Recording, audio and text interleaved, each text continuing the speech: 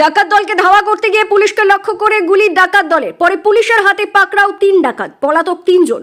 উদ্ধার একটি আগ্নেয়াস্ত্র। বীরভূমের রাজনগর থানা এলাকার ঘটনা। ধৃতদের বাড়ি বীরভূমেরই কাঁকরতলা এলাকায়। যদিও এই নিয়ে জেলা পুলিশের কোনো প্রতিক্রিয়া পাওয়া যায়নি, তবে আদালতে আইনজীবী জানান যে গুলি চালানো হয়েছে, সেই প্রেক্ষিতে মামলাও করা হয়েছে। জানা গিয়েছে গতকাল রাতে রাজনগর থানা এলাকায় পুলিশ পেট্রোলিং চলাকালীন রাজনগরের মুরাদগঞ্জ আড়ালি রাস্তায় দুটি বাইক দেখে সন্দেহ হয় রাজনগর থানার পুলিশের। পুলিশ বাইক দুটিকে দেখে ধাওয়া করতেই পুলিশকে লক্ষ্য করে গুলি চালায় একটি বাইক দিয়ে থাকা 3 জন। সাথে সাথে পাশের থানায় খবর দেওয়া হয়। খবর পেয়ে আরো পুলিশ রাস্তা ঘিরে ফেলে। তাতেই ধরে ফেলা হয় একটি বাইক সহ 3 জনকে। বাকি 3 জন একটি বাইক পলাতক। তাদের খোঁজ চালাচ্ছে পুলিশ। ধৃতদের কাছ থেকে উদ্ধার মাদক দ্রব্য। পুলিশ সূত্রে খবর, ডাকাতির উদ্দেশ্যেই তারা জড়ো হয়েছিল।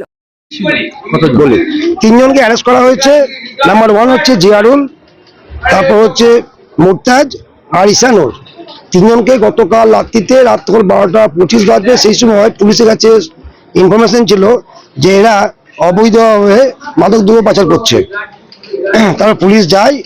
ওই জায়গাটা হচ্ছে আলালি বলে একটা জায়গা আছে, মুরাদগঞ্জ। ওই রাস্তা, সেই রাস্তার উপরে ব্রিক্স ফিল্ড আছে, সেখানটাতে ওদেরকে গিয়ে পুলিশ চেস করে। সেটা রাজনগর পেয়েছে। আর এদের বাড়ি সব কাকরতলা পেয়েছে।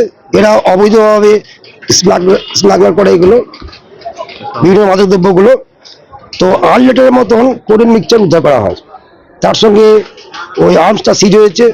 পুলিশকে লক্ষ্য করে গুলি ছুড়েছিল 1 রাউন্ড, সেটাও সিজ হয়েছে। এছাড়া মোবাইল ফোন, মোটরসাইকেল, এগুলো সিজ হয়েছে। আজকে প্রোডাকশন করা হয়েছে কোর্টে। 7 দিনের পিসিতে নিয়ে যাওয়া হলো।